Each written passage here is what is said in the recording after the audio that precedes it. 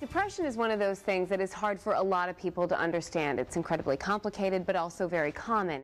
Well, Mary Beth, here at Baltimore County Police Headquarters, they're investigating a pretty unusual crime, a dog poison. Now, fortunately, she is okay, but the owner and neighbors fear that the person responsible is a known drug dealer who has been terrorizing the neighborhood. A Good Samaritan rescues a child from a burning car, but says he was just doing what most people would do. Well, Jamie, firefighters say no, they haven't. They have no indication that there were smoke detectors in this home.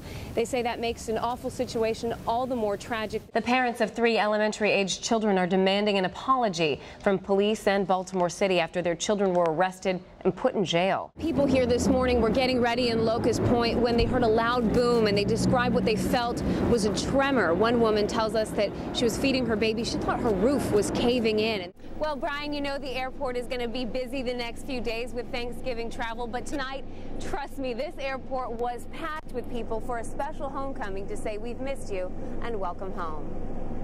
Good Monday morning. It is August 24th. Thanks so much for joining us. I'm Megan Pringle. Look at you all married and stuff. How are you? Welcome back. Thank you. It's great to be back. After $3 billion and hundreds of thousands of cars, the government's Cash for Clunkers program comes to an end today. Some dealers are expecting those last-minute rushes, while others have stopped selling cars and they are catching up on all the paperwork. Here's ABC's John Hendren. He has all the details. A suspected drunk driver was found dead in his jail cell yesterday afternoon. Police in Bladensburg say that 28-year-old Arturo Mendez Morales hanged himself.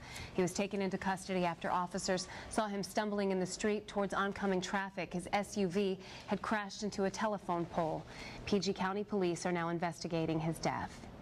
City police have released the name of a man shot to death in southwest Baltimore. Shortly after midnight on Saturday, police found David Lumpkins III bleeding on the front steps of a home in the 600 block of Yale Avenue. He'd been shot several times and died at St. Agnes Hospital. Police right now do not have a suspect or a motive in this shooting.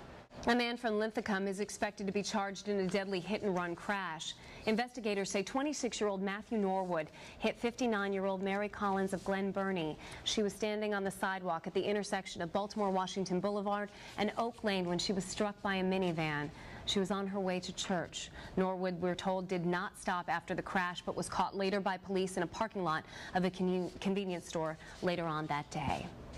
The 3 men charged with the murder of former Baltimore City Councilman Ken Harris are expected to stand trial.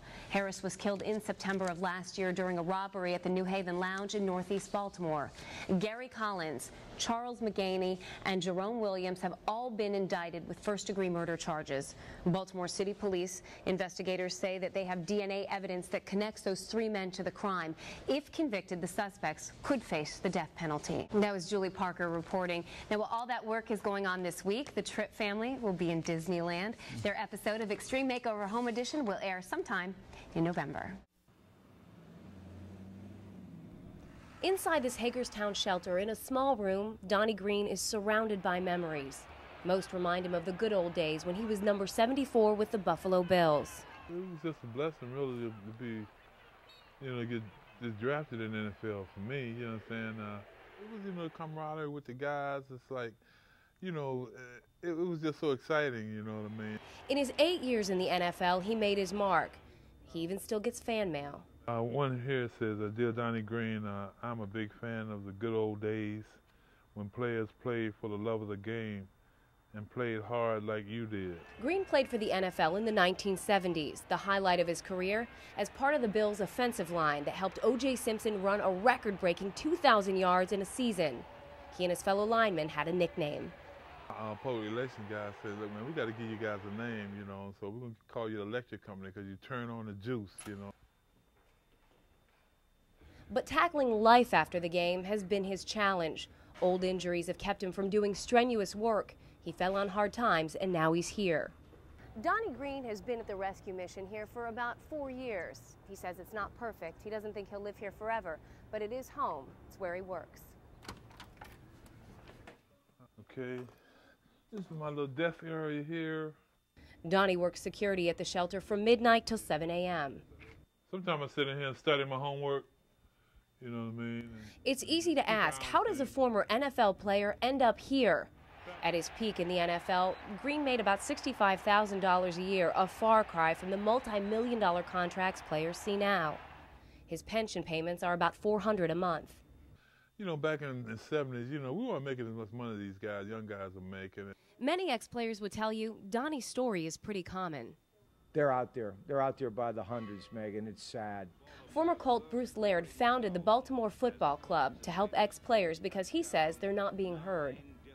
From the players of the 50s, 60s, 70s, 80s, and 90s, these players that can do so much for this sport and so much for this active player, we have absolutely no voice in anything that goes on.